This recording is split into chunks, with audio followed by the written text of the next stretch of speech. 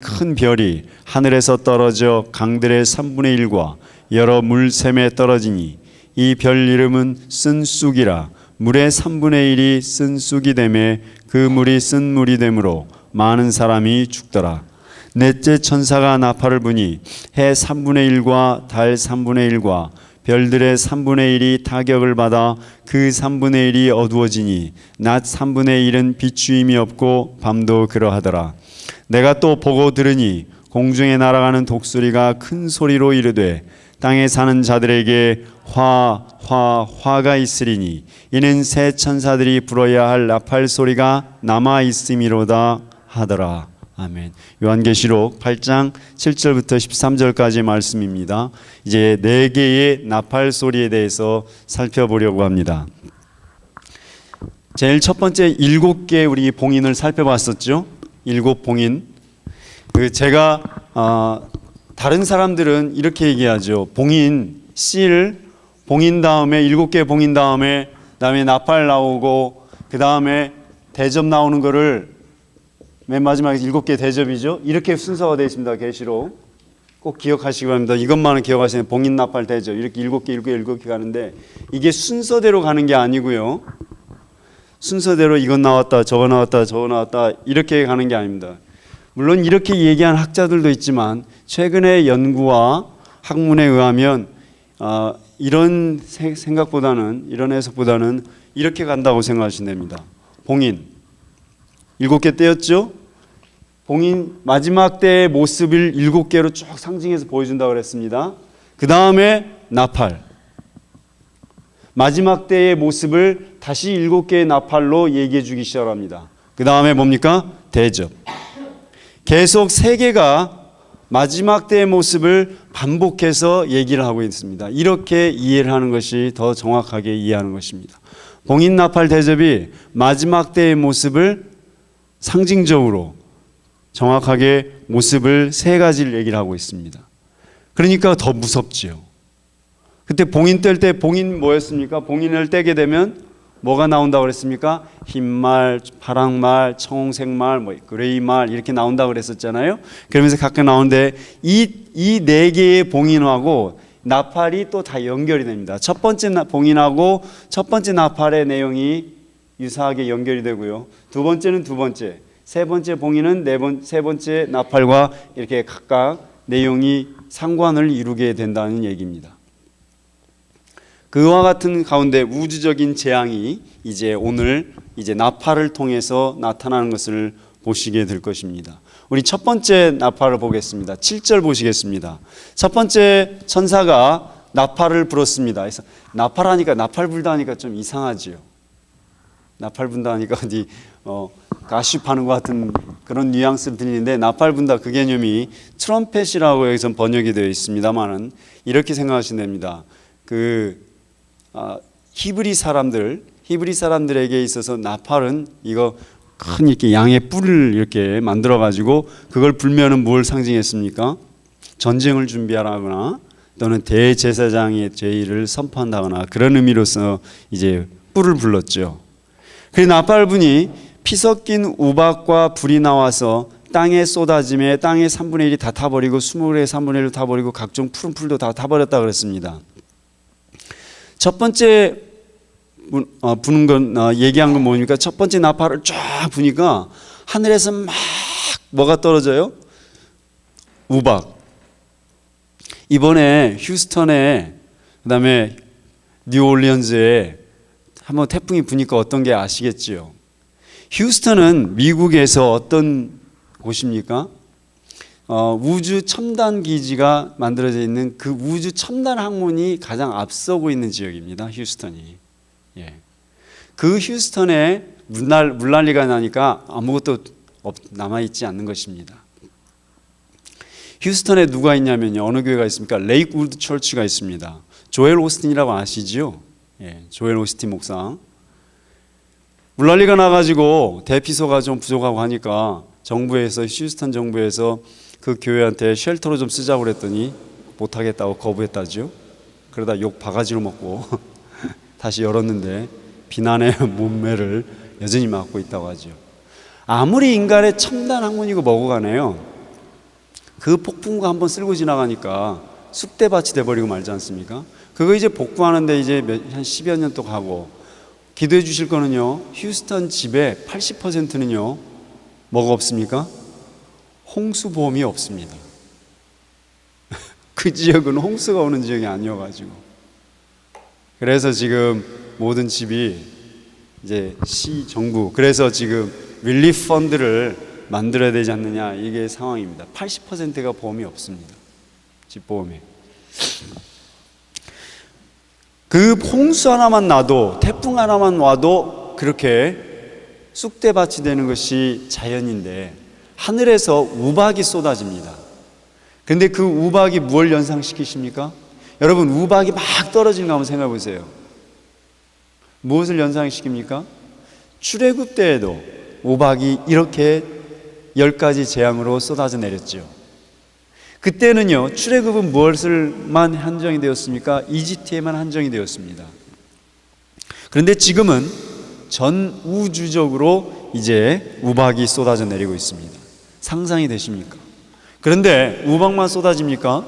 한번 하늘을 쳐다보고 생각해 보세요. 뭐가 같이 쏟아져요? 피가 섞인 우박이 쏟아진다는 겁니다. 네. 하늘에서 막 피가 막 우박하고 쏟아져 내려온다고 생각해 보십시오. 피할 사람이 어디 있어요? 그 심판 얼마나 두렵겠습니까? 거기까지만 끝나나요? 그게 이제 막 땅에 쏟아지니까 어떻게 됐습니까? 그 땅에 3분의 1이 다 불탔죠. 그러고 나서 나무들도 수목들도 3분의 1이 불타버리고, 각종 푸른 풀, 이 푸른 풀에 3분의 1이 불탔다, 이거 생각을 하셔야 됩니다. 뭘 상징합니까? 이제 나만 아는 게 없습니다. 과일, 음식, 그 다음에 육류, 풀이 없어지니까 당연히 이제 양들이 없어질 것이고, 거기서 우유가 없어질 것이고, 그러니까 음식의 부족함이 나타나기 시작을 한다는 얘기입니다. 마지막 때 심판은요, 여러분 이제 그걸 생각하셔야 돼요. 마지막 때 심판의 무서움이 어디에 있습니까? 마지막 때 심판의 무서움은요, 기아에 있습니다. 기아.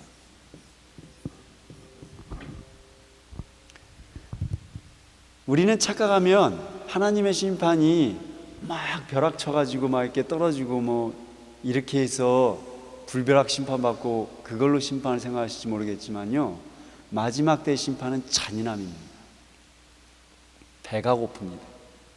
한번 생각해보세요. 땅에 3분의 1이 풀이 타버렸으니까 그 위에 생태계가 다 3분의 1 연쇄적으로 다 파괴될 거 아니겠습니까? 먹을 게 없어요, 마지막 때에. 그래도 감사하세요. 지금 먹을 거 있을 때 많이 잘 드세요. 네. 배가 고파 보십시오. 어떻게 됩니까? 첫째, 사람은 눈에 뵈는 게 없어지겠죠? 눈에 뵈는 게 없어지면 어떻게 됐습니까? 당연히 기아에서 뭐가 발생합니까? 살인, 강도, 횡포가 발생하기 시작합니다. 그때는요, 가족이고 자식이고 없는 때가 됩니다. 그 잔인함. 휴스턴에 홍수 나니까요, 어떻게 됐습니까? 치안이 저기 완전히 무너졌잖아요. 일단 사람 구조하러 가야 되니까 경찰들이. 그러면 어떻게 됩니까? 그 CNN에 나오더구만요. 모든 상점이 약탈되기 시작했어요.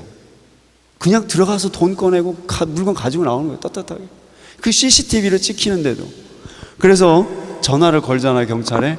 못 나와요. 출동을 못 해요. 왜? 사람 구하러 가는데 정신없는 거예요.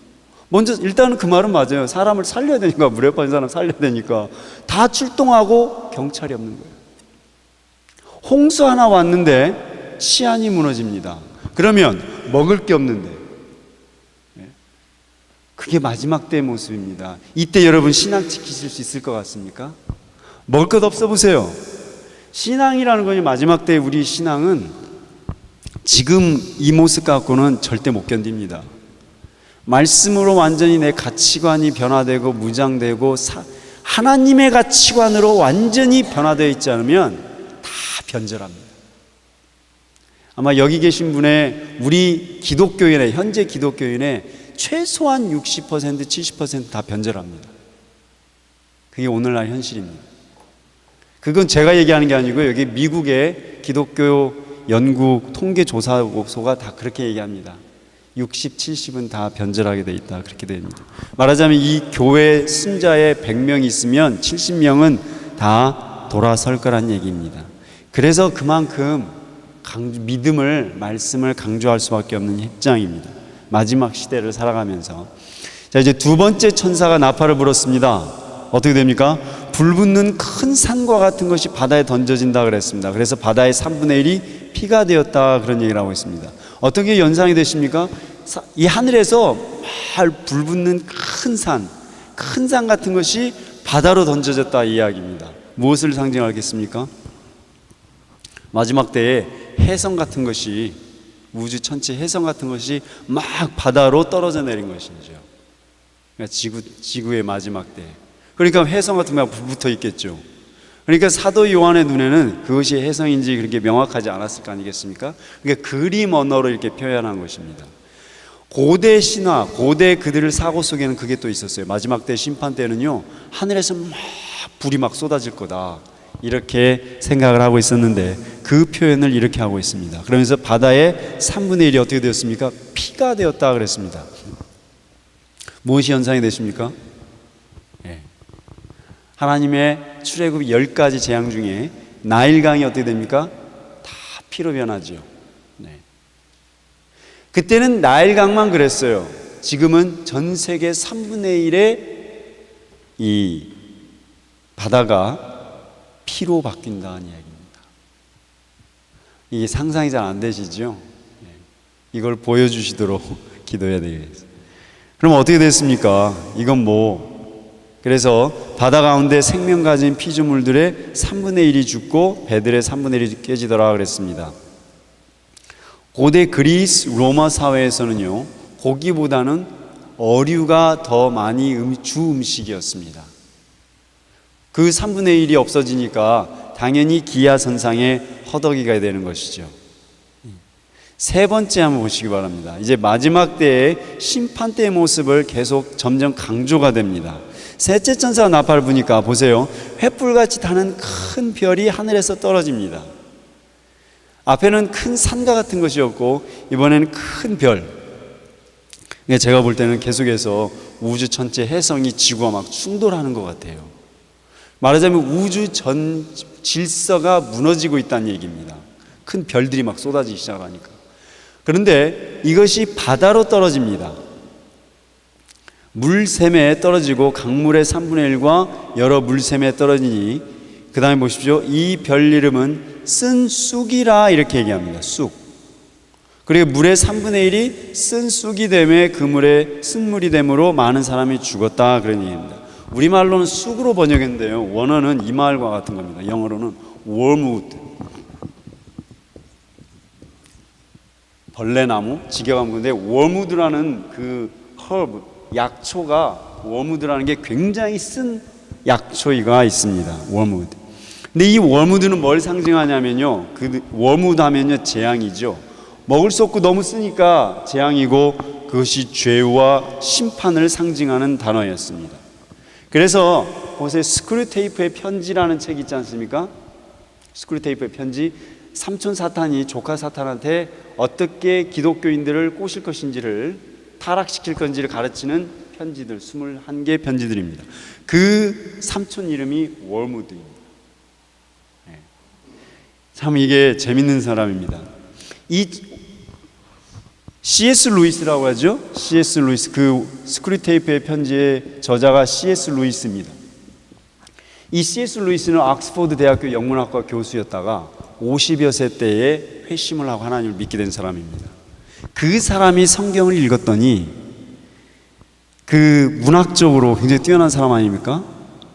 그 문학의 관점에서 성경을 보니까 굉장히 깊더라 이거죠. 그러면서 거기에서 사상을 추출해서 스크류테이프의 편지를 썼는데, 그것도 가장 일반적인 책입니다. 근데 그것도 쉽지 않죠. 근데 그 월무드라는 단어를 어디서 꺼냈나 생각을 해보니까요, 아모스서에 이 단어가 나옵니다. 죄악이라는 의미로 월무드가 나옵니다. 이제 이런 걸 가지고서 참 문학적으로 발전시킨 모습을 볼 수가 있습니다. 여하튼 그와 같이 물이 전부 다 쓴 쑥이 되었다. 쑥은 그래도 먹을 만하죠. 이거는 절대로 입에 대기가 어려운 그런 겁니다. 그렇게 되었습니다. 그 말은 무엇을 상징합니까? 이거는 출애굽기를 또 생각을 해보시면 됩니다. 출애굽 뭡니까? 출애굽에서 하는 15장에서 마라의 물이 썼죠. 써가지고 못 먹으니까 불평하니까 하나님께서 그 마라의 쓴 물을 단물로 바꾸십니다. 그래서 그 이스라엘 백성이 광야에서 살았습니다. 마지막 때에는요, 그렇지 않습니다. 반대입니다. 그 먹을 만한 물들이 쓴 물로 다 바뀝니다. 땅의 3분의 1의 물이 무엇을 말합니까? 다 죽었다는 얘기입니다. 목말라 죽습니다. 앞에서는 기아를 상징했죠. 지금 마지막 때의 심판의 모습이 뭡니까? 이 불바다가 돼가지고 뭐 북한에서 말하는 뭐 불바다로 뭐 어쩌고저쩌고, 그거 전에요, 기아와 배고픔과 뭘로 죽어요? 목마름은 갈증으로 죽습니다. 광야에서 물 한 모금 없이 죽어. 그 멕시코에서 불법 이민자들이 국경을 넘어서 텍사스로 막 넘어오지 않습니까? 그 사람들이 그 죽는 80%가 실패한다 그러거든요. 그런데 왜 실패하냐면요, 루트를 잘못 잡아가지고 사막으로 들어가고 사막을 걷다가 목말라서 죽습니다. 그러면 뭐 사막의 기회에 뭐 버틸 수 없는 거지 않습니까? 그 갈증의 무서움, 정말 무섭지 않습니까? 그것을 상징하는 것입니다. 3분의 1의 물이 마실 수 없다 생각을 해보십시오. 그러면 어떻게 되겠습니까? 지금도 물 파는데 봉이김선달이 대동강 물 팔아서 돈 벌었지 않습니까? 그때 저는 제가 어렸을 때 그 책을 읽을 때는요, 상당히 황당했습니다. 물을 팔아서 돈을 벌다니 이랬거든요. 그런데 지금 그게 현실화되고 경제가 되는 것처럼 물 팔아서 돈 버는 거지 않습니까? 어디 물이, 서울에서도, 제가 어렸을 때는 서울에서도 물은 그냥 편안하게 마실 수 있었지만 그게 오염되니까 물을 팔아서 돈 버는 것처럼 그 당시가 전 세계 물의 3분의 1이 쓴물로 바뀌고 피로 바뀌었다고 생각해 보십시오. 그럼 어떻게 되겠습니까? 세계 전쟁 납니다. 왜? 물이 없는 나라가 물 있는 나라를 쳐들어갈 거 아니겠습니까? 그거 간단히 연상하시면 됩니다. 미국도 뻔합니다. 그 물이 물전쟁이 날 수 있는 게 어디하고 어디입니까? 후보댐 있죠. 후보댐은 네바다에 있어요. 근데 그 후보댐을 누가 주 상수원으로 갖고 있습니까? LA입니다. 물 부족 조금만 생겨 보십시오. 아마 주간의 지금도 둘이 갈등하고 있지 않습니까? 그와 같이 지금 마지막 때의 모습을 이렇게 얘기를 하고 있습니다. 네 번째 천사가 나팔을 불었습니다. 어떻게 됩니까? 해 3분의 1과 달 3분의 1과 별들의 3분의 1이 타격을 받아 그 3분의 1이 어두워지니 낮 3분의 1은 비추임이 없고 밤도 그러하더라 이야기입니다. 지난번에 개기일식 보셨잖아요. 개기시대 세인트 조셉은 완전히 어두워졌다고 하는데 여기서도 보니까 어두워지더라고요. 이 손톱만한 빛만 남아 있었는데도 이 잠깐 밝긴 했지만, 근데 해와 달과 별의 3분의 1이 없어져 보세요. 뭘 상징합니까? 네 번째 나팔을 불었을 때 심판의 모습이 무엇입니까? 어둠입니다. 어둠은 고대, 지금이야 여러분, 지금이야 이 전기 문명이 발달돼 있으니까 어둠에 대한 인식이 현대인이 별로 없습니다. 그런데 어둠이 무엇인가를 인식하고 싶으시면 미국에서 어디를 가시면 되냐면 밤에 차를 운전하시고 이쪽 그 사막 있잖아요. 그쪽 지역을 건너가 보시면 됩니다. 네바다 사막 이쪽. 불 하나 없잖아요. 제 누님이 아들이 LA로 학교로 갈 때 시카고에서 차를 몰고, 뭣도 몰랐을 때죠. 처음이니까. LA를 가는데 이 운전해서 갔는데 위쪽 길, 락키 산맥을 넘어서 가는 길을 좀 택했다고 합니다. 좀 빠르니까. 지도를 몰랐던 여자죠. 죽는 줄 알았다고 합니다. 무서움, 그 어둠의 무서움. 옆에 아들이 하나 있었기 때문에 그나마 갔는데 그 사막을 달려갈 때 그 어둠은 빛이 하나도 없으니까 얼마나 무서운지, 그 어둠이 이렇게 나타나는 것입니다. 근데 전 세계 3분의 1이 어둠이 없다고 생각해 보시면요, 대단히 무서운 공포가 몰려오게 된다는 얘기입니다. 근데 무엇을 상징합니까? 출애굽 재앙 중에 이 어둠의 재앙이 있었지 않습니까? 마지막 어둠의 재앙, 9번째 재앙이었죠. 자, 그러면서 이제 13절에 가 보시면요. 내가 보고 또 들으니 공중에 날아가는 독수리가 큰 소리로 이르되, 여기서 독수리로 번역을 했는데 독수리는 이 매, 호크 종류, 그 벌처의 종류죠. 그러니까 얘가 하늘을 날아가면서 소리를 내지 않습니까? 깍깍깍 소리를 내듯이 뭐라고 얘기합니까? 오우, 그 영어로는 그죠? 오우 이 소리입니다. 이 소리가 한번 까마귀가 위에서 막 울어대면 그냥 기분 나쁘지 않습니까? 근데 독수리는요, 당시에 심판을 상징하는 그런 단어의 종류였습니다. 근데 그놈이 떠가지고, 근데 그것이 그냥 일반 독수리였겠어요? 하늘에 막 큰 이상한 모습으로 떠가지고서 화로다 이렇게 얘기해 보십시오. 얼마나 무서웠겠는지. 이제 나머지 세 개의 심판을 이렇게 얘기를 하고 있습니다. 그런데 마지막 때 심판을 모습을 잘 살펴보시면요, 전부 다 무엇을 얘기하고 있습니까? 무엇을 연상시키고 있습니까? 출애굽 재앙을 전부 다 연상시킨 거죠. 예, 강물이 피가 되고 피강물이 되고 피 섞인 우박이 떨어지고 전부 다 피와 연관이 됩니다. 피. 마지막 출애굽 때의 모습이 마지막 때는요, 피가 연상이 됩니다. 핏물로 바뀌고 쓴물로 바뀌고 어둡고 전부 다 출애굽 때 재앙입니다. 그 출애굽 때 재앙은, 그런데 출애굽 때 재앙은요, 어디만 정했습니까? 이집트에만 비쳤습니다.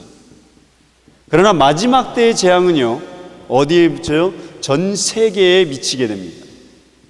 피할 수 없습니다. 여러분, 마지막 때의 재앙은 절대 피하지 못합니다. 단순히 인생에 있어서 마찬가지입니다. 우리 그 죽음의 심판은 아무도 피하지 못합니다. 그럴 때 생각해 보시면, 여기서 하나님께서 우리에게 전하시는 메시지는요, 걱정하지 말라는, 출애굽 때 그 극심한 심판이 있었지만 하나님은 누구를 붙잡으셨습니까? 하나님의 백성들을 구원해내셨습니다. 마지막 때에 전 세계의 심판이 임하지만 걱정하지 말랍니다. 견고하게 서 있으라고 말씀하십니다. 왜 그렇습니까?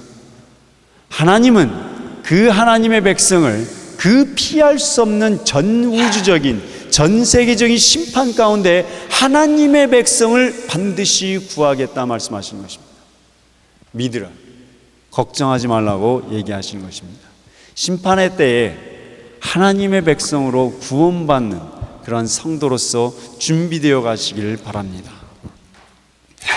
우리 신앙은요, 내 내면을 끊임없이 하나님 앞에 비추어서, 하나님 말씀에 끊임없이 비추어서 내가 하나님의 마지막 심판을 견딜 수 있을 것인가, 마지막 심판을 이겨내고 하나님의 구원을 받을 수 있을 것인가, 그것을 기준으로 삼으셔야 합니다. 끊임없이 나 자신을 하나님 앞에 내어드리는 그러한 삶을 사시기를 축복합니다. 4개의 나팔을 불었습니다. 이제 3개 남았습니다. 3개 보시면은요, 이제 더 우리가 느끼시게 될 것입니다. 기도하겠습니다. 하나님 아버지, 하나님의 전 우주적인 심판은 그 어느 누구도 피할 수 없습니다. 그러나 하나님 아버지, 그 가운데 하나님의 사람들을 지키시고 반드시 구원하시겠다 하시는 그 하나님의 소원을 붙잡고 나아갑니다. 우리 성도님들 한 분 한 분 기억하셔서 어떤 상황 가운데서도 하나님을 만나고 또 하나님을 앞에서 그 심판을, 마지막 때 심판을 이겨내는 귀한 믿음의 사람들로 하나님 채워 주옵소서. 우리 주 예수 그리스도 이름으로 기도하옵나이다. 아멘. 우리 기도하시겠습니다.